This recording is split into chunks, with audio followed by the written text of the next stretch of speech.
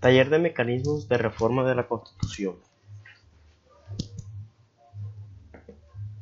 Conceptos. Mecanismo para reformar una Constitución. El primer mecanismo para reformar una Constitución es el Congreso. El proyecto de acto legislativo podrá ser presentado, entre otros, en un gobierno por un número de ciudadanos que equivalga a un 5%. En este caso es la mayor cantidad de habitantes. Su trámite debe hacerse por 2 periodos ordinarios en sesiones consecutivas, debiendo ser aprobados, claro, en la primera vuelta por la mayoría de los asistentes, en la segunda. En la primera por la mayoría de los asistentes y en la segunda por la mayoría de los miembros de cada cámara.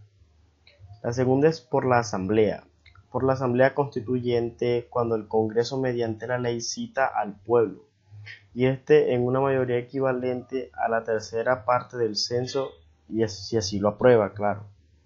La tercera es el referendo. Mediante el referendo es cuando el gobierno o los ciudadanos, en un número equivalente al 5% del censo electoral, claro, solicitan al Congreso una convocatoria, lo cual hará mediante la ley.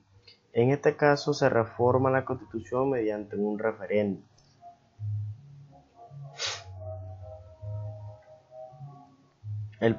La soberanía popular. Históricamente, el principio de la soberanía popular ha quedado asociado con la extensión del sufragio, así como el entendimiento de la democracia, en la que la participación popular, no puede limitarse, excluida directamente la democracia directa. El principio favorece a la introducción en el Estado representativo. Esto cabe destacar que el reconocimiento de la soberanía popular no implica la atribución del pueblo a un poder sin límites.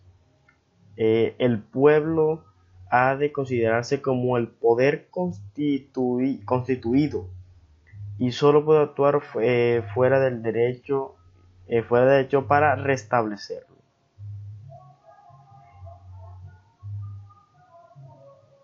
El poder constituyente primario.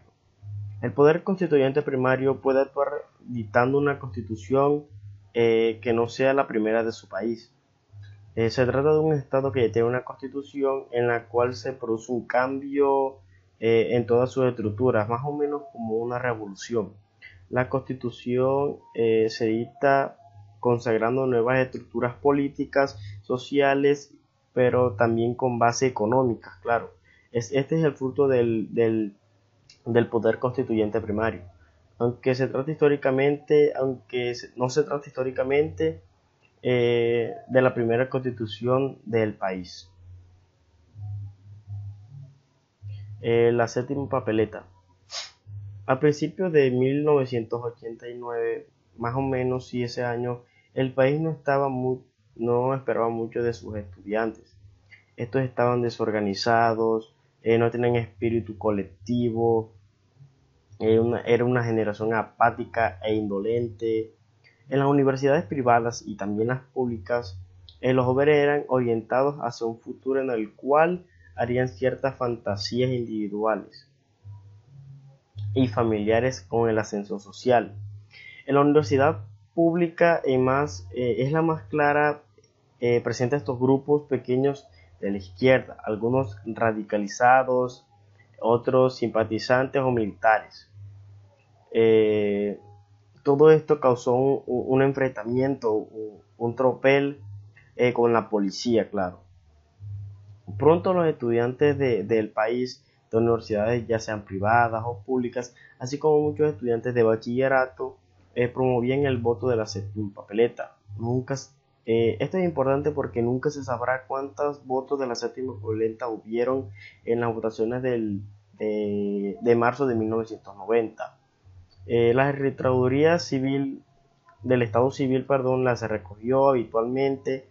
Después de determinado periodo, las incineraron. Sin embargo, los estudiantes apostaron vigilantes voluntarios en los sitios de votación que llevaban la cuenta y reportaban, era más o menos que, por así decirlo, llevaban los votos contados, sabían quiénes habían votado, cuántas personas habían asistido para votar, y esto fue calculado en Bogotá, claro, donde se hizo estas votaciones.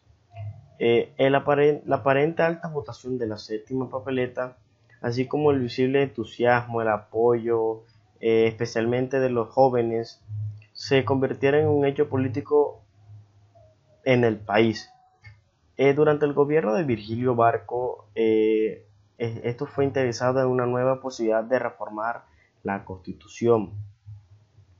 Además que casi todos los candidatos presidenciales se pronuncian a su favor. Se pronunciaron. Un proceso jurídico mediante el cual nace la Asamblea Nacional Constituyente, que le da origen a la Constitución de 1991. Bueno, uno de los procesos jurídicos que se destacó en la consagración de la Asamblea Constituyente fue el proceso de la paz, del PAS, EPL, agrupación guerrillera que hace más o menos un tiempo estaba promulgando la convocatoria de la Asamblea Nacional Constituyente, con un punto prioritario para suscribir los acuerdos. A partir de esto, entonces, por así decirlo, llovieron las opiniones sobre la manera de realizar esta consulta. Se hicieron varias reuniones con los partidos y se trabajó intensamente sobre los distintos aspectos de esta reforma de la Constitución. Hubo intensas polémicas, claro. El preámbulo de la Carta demandó bastantes análisis y de la discusión sobre la Constitución se expidiera al nombre de Dios, claro. El pueblo demandó bastante,